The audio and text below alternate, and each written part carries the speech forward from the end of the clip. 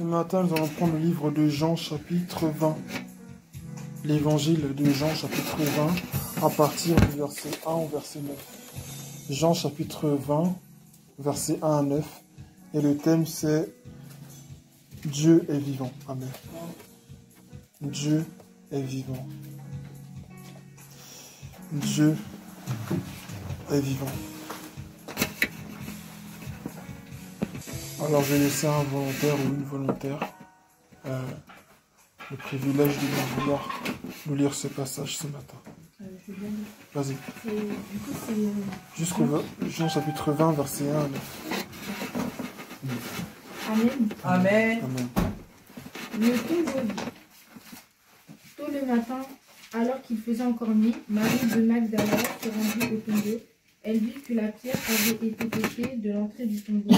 Elle courut alors trouver Simon, Pierre et l'autre disciple, celui qu'aimait Jésus, et leur dit : On a enlevé le Seigneur de son tombeau, et nous ne savons pas où on l'a mis. Pierre et l'autre disciple partirent et se rendirent au tombeau. Ils couraient tous les deux, mais l'autre disciple courut plus vite que Pierre et arriva le premier au tombeau. Il se baissa pour regarder et vit les bandes de lin posées à terre, mais il n'entra pas. Simon Pierre, qui le suivait, arriva à son retour et entra dans le tombeau. Il vit les bandes de lin posées à terre et ainsi le linge qui avait recouvert la tête de Jésus. Ce linge n'était pas avec les bandes de lin, mais il était enroulé à part à une autre place. Alors l'autre disciple, celui qui était arrivé le premier au tombeau, entra aussi. Il vit et il crut. En effet, jusqu'à ce moment, les disciples n'avaient pas compris l'Écriture qui annonce que Jésus devait se relever d'entre les morts. Et... Amen. Amen. Amen. Amen. Gloire à Dieu. Amen. C'était écrit que Jésus devait mourir et ressusciter. C'était écrit que Jésus devait souffrir pour toi et pour moi. C'était écrit que Jésus n'était pas censé rester dans la tombe. Un petit rappel de ce qu'on avait vu à la veillée par rapport au dernier passage. C'était l'histoire d'Énée dans le livre des Actes des Apôtres, au chapitre 5, versets 31 à 35. Et Énée était paralysé et il ne pouvait pas bouger. Et on l'a emmené à Pierre. Toutefois, ils l'ont mis en contact avec Pierre, l'apôtre Pierre. Et Pierre lui a dit, au nom de Jésus-Christ, Énée, lève-toi et fais toi-même ton lit. Amen. Amen. Et Énée s'est levé et il a certainement par la suite, bien entendu, fait son lit. Amen. Il a été guéri. Amen. Énée n'était pas censé rester dans cette situation de paralysie. Énée n'était pas censé vivre toute sa vie condamné par cette infirmité. Ça faisait 8 ans qu'il était paralysé. Ça signifie que il n'a pas toujours été paralysé. Amen. Mais Énée, là, était paralysé. Amen. Et c'était un obstacle pour lui. Amen. Mais le Saint-Esprit de Dieu, ce jour-là, n'en avait pas décidé ainsi. Il fallait que Énée se relève. Et concernant Jésus, quand vous lisez le livre de Romains au chapitre 8, vous vous apercevrez que le Saint-Esprit de Dieu aussi n'a pas voulu qu'il en soit ainsi pour Jésus. Il est écrit au chapitre Romains chapitre 8, verset 11, il est écrit « Et si l'Esprit de celui qui a ressuscité Jésus habite en vous, celui qui a ressuscité Christ rendra aussi la vie à votre corps mortel par son esprit qui habite en vous. » Amen. L'Esprit de Dieu en nous est un esprit qui produit la vie. Est un esprit. Romains chapitre 8 au verset 11. Romains chapitre 8 aussi au verset 11 comme passage de référence par rapport à ce qui s'est passé avec Énée et par rapport à ce qui se passe encore une fois avec Jésus. L'Esprit de Dieu est un. Amen. Amen. Il l'a fait avec Lazare. Et il a changé la vie de Énée. Il a changé la vie de Lazare. Il a changé lui-même sa propre vie. Il n'a pas accepté de rester dans la tombe. L'histoire de Jésus ne pouvait pas se finir avec une défaite. Alors, Jésus nous a montré ici que rien n'est figé. Rien n'est censé rester figé pour toujours. Amen. Une porte qu'on a créée est faite un jour pour s'ouvrir. à un autre jour pour se fermer. À un moment, tu vas l'ouvrir, à un moment donné, tu vas la fermer. Et puis un jour, peut-être tu vas déménager de cet appartement, alors elle sera peut-être fermée pendant un temps jusqu'à ce que quelqu'un d'autre vienne y habiter. Et si on écroule le bâtiment, cette porte ne servira plus à rien. Amen. Avec Dieu, il y a un temps pour chaque chose. Il est écrit ici, dans ce passage, au verset 9, « En effet, il n'avait pas encore compris que, d'après l'Écriture, Jésus devait ressusciter. » Jésus a dit qu'il allait ressusciter, et c'est ce qui s'est passé. Je ne sais pas ce que Dieu t'a dit ce matin. Je ne sais pas ce que Dieu t'a dit, et que tu n'as pas encore vu, mais j'aimerais te rappeler que tu adores un Dieu vivant. Amen. Tu adores un Dieu vivant, et ce Dieu vivant qui n'est pas mort, ce Dieu qui vit, ce Dieu qui est réel, ce Dieu qui est capable de tout changer. Si lui-même il est ressuscité, qu'est-ce qu'il ne peut pas ressusciter dans ta vie? Amen. Si lui-même a pu sortir du tombeau, la mort n'a pas pu le retenir, la terre n'a pas pu supporter le poids de son Créateur. Penses-tu que c'est ta vie qui va supporter de vivre contrairement à la parole de Dieu? Ce n'est pas possible. Amen. Il est écrit le dimanche, Marie de Magdala se rendit au tombeau de bon matin, alors qu'il faisait encore sombre, et elle vit que la pierre avait été enlevée de l'entrée du tombeau.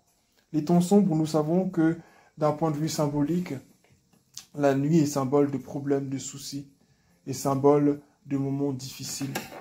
Rappelons-nous de cela en Égypte lorsque tout fut assombri. Amen. Sauf dans le camp des Hébreux, bien entendu. Le Seigneur a envoyé les ténèbres sur toute la surface de l'Égypte, sauf à Gozen ou à Goshen, comme on le dit, là où vivaient les Hébreux. Et chez eux, il y avait le soleil, chez eux, il y avait la lumière, mais en Égypte, non. Et ces ténèbres-là étaient un symbole de fléau pour les Égyptiens, de la part du Seigneur. Et ici, Marie de Magdala se retrouve premièrement dans un temps sombre, un temps où il n'y avait plus d'espoir. Rappelons-nous que quand Jésus aussi est mort sur la croix, en plein après-midi, le ciel s'est assombri. Je fais des parallèles avec la parole de Dieu pour que vous compreniez bien là où je vais en venir ce matin. Quand Jésus aussi est mort, le ciel s'est assombri. Un ciel qui s'assombrit, ce n'est pas quelque chose de positif. La situation dans laquelle Marie de Magdala se trouvait ne présentait rien de positif. Mais Dieu avait prévu quelque chose. Amen. Voyez-vous, souvent nous rencontrons des moments qui ne présentent rien de positif. Un diagnostic médical. Toi-même, ton propre diagnostic, lorsque tu regardes ta famille, tu peux faire ton propre diagnostic. Un diagnostic juste humain. Mais lui, il ne changera jamais. Ce cousin, cette cousine, cette tante, cet oncle.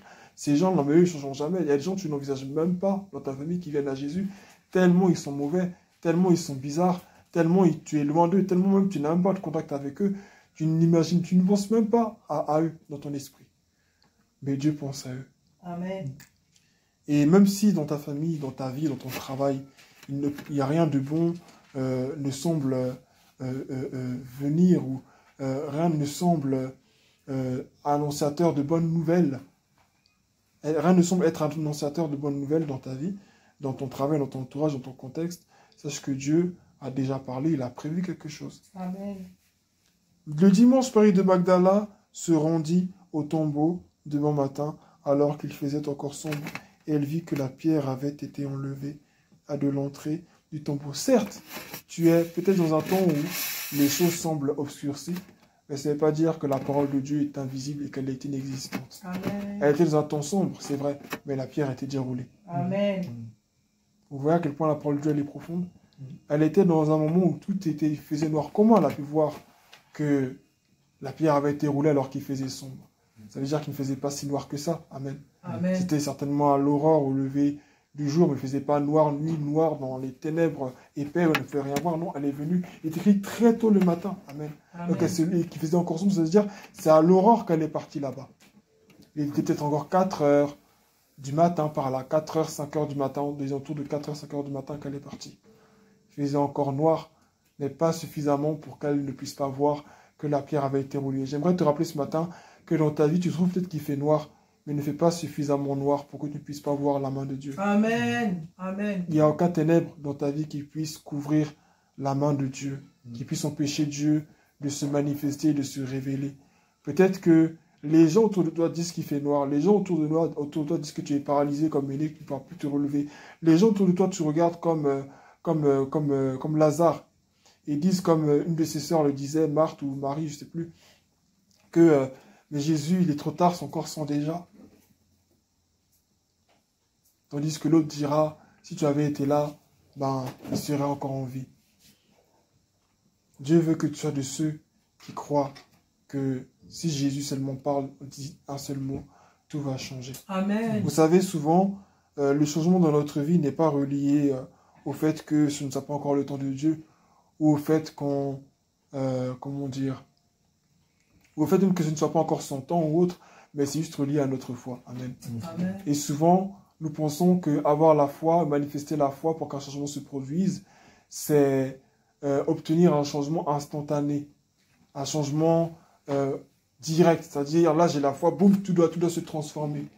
Subite, directement, tout doit changer. Non. Tu as la foi, oui, mais les choses peuvent être en train de bouger progressivement. Marie de Magdala est écrit dans le livre de Luc ou de Matthieu, en tout cas dans les autres évangiles, qu'elle s'est rendue avec un groupe de femmes. Ici, il est écrit qu'elle s'est rendue, on parle d'elle comme si elle s'est rendue toute seule, mais c'est-à-dire que c'est elle qui conduisait le groupe. Amen. Amen. Et elle s'est rendue en ce lieu, alors qu'il faisait encore sombre. Mais malgré qu'il faisait sombre, il ne faisait pas suffisamment sombre pour qu'on ne puisse pas voir la pierre qui avait déjà été roulée.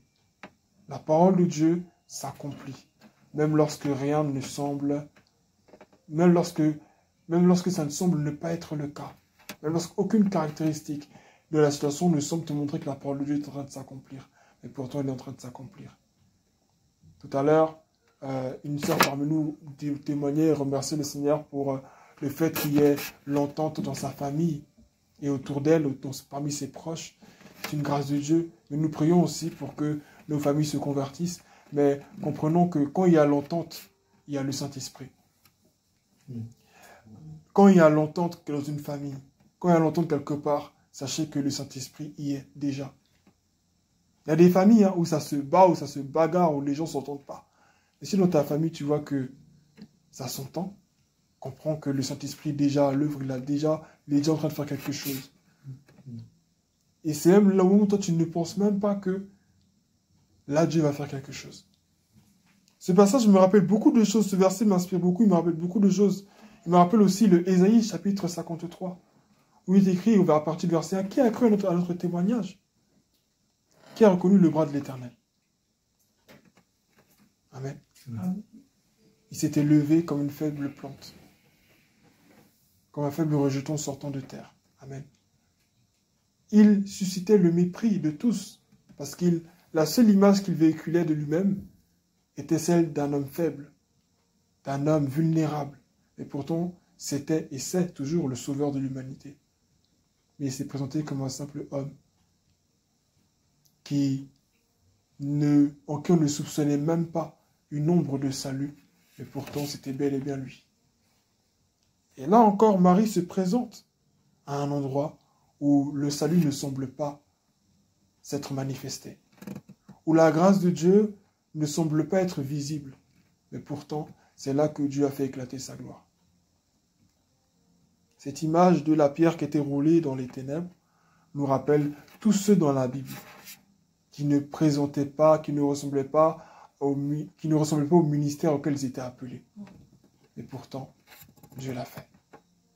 J'aimerais que tu apprennes à, je ne dirais pas te méfier de Dieu, mais à faire attention au Dieu que tu adores. Et c'est là que la parole que Dieu donne à Samuel vis-à-vis de David, vraiment, par rapport à la foi, trouve tout son sens encore une fois, où il lui dit, ne regarde pas à son apparence concernant un des frères de David parce que je l'ai rejeté. Et puis il va dire encore concernant David, il dit, l'homme regarde à ce qu'il frappe au regard, mais l'Éternel regarde au cœur. Lève-toi de l'onction car c'est lui que j'ai choisi. Samuel avait pour lui l'image d'un grand roi fort, musclé, que Dieu allait choisir pour remplacer Saül.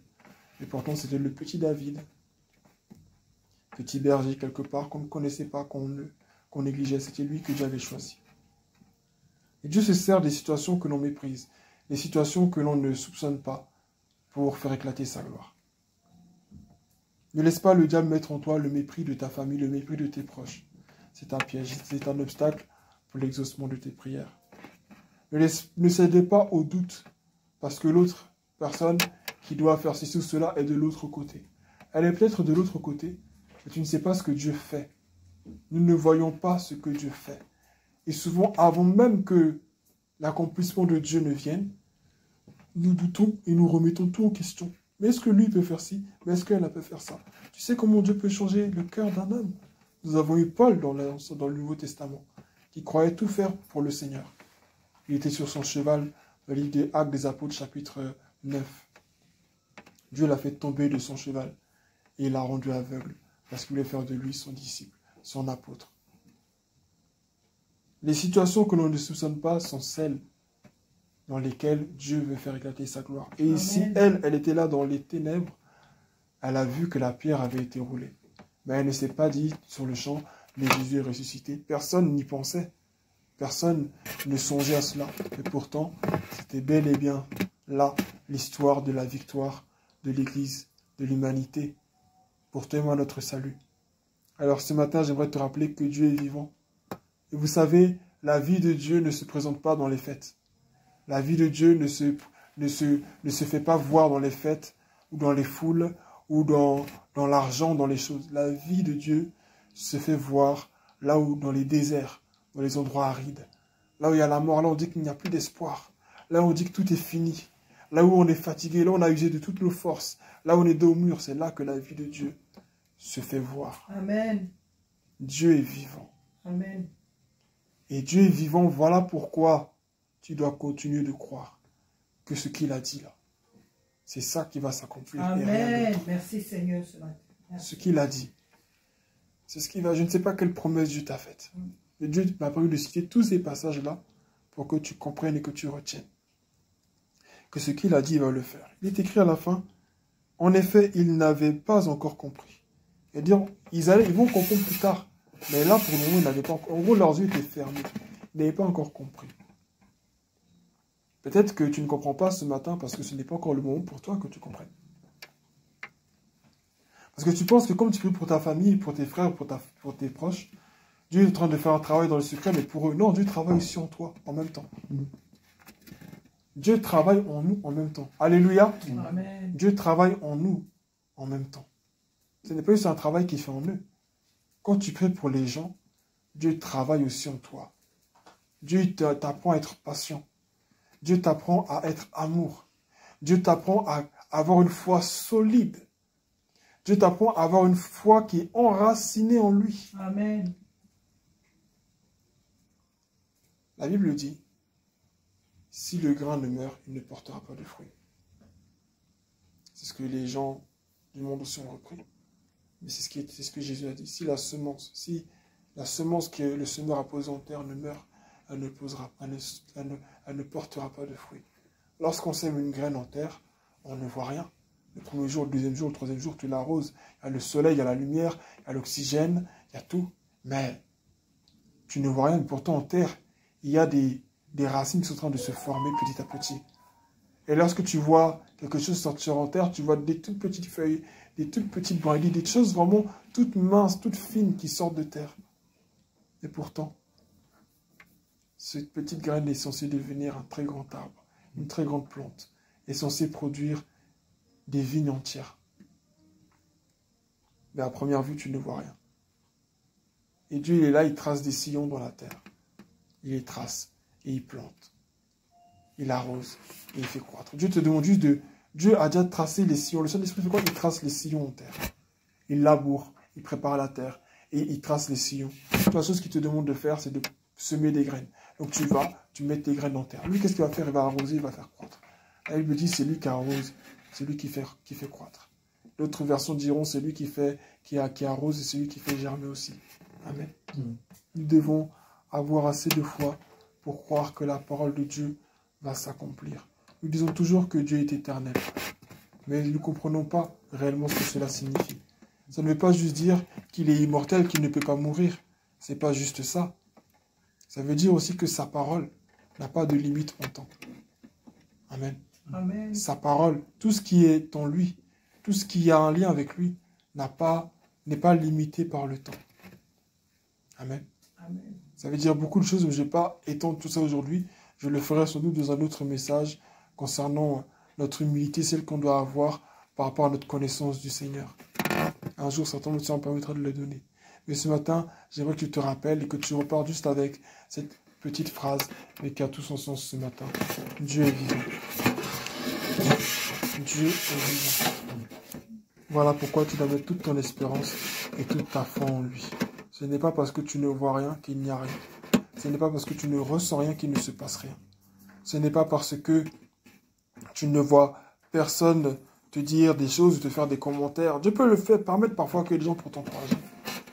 Mais il arrivera à un moment donné dans ta vie chrétienne, s'il n'est pas encore arrivé, où personne ne va t'encourager.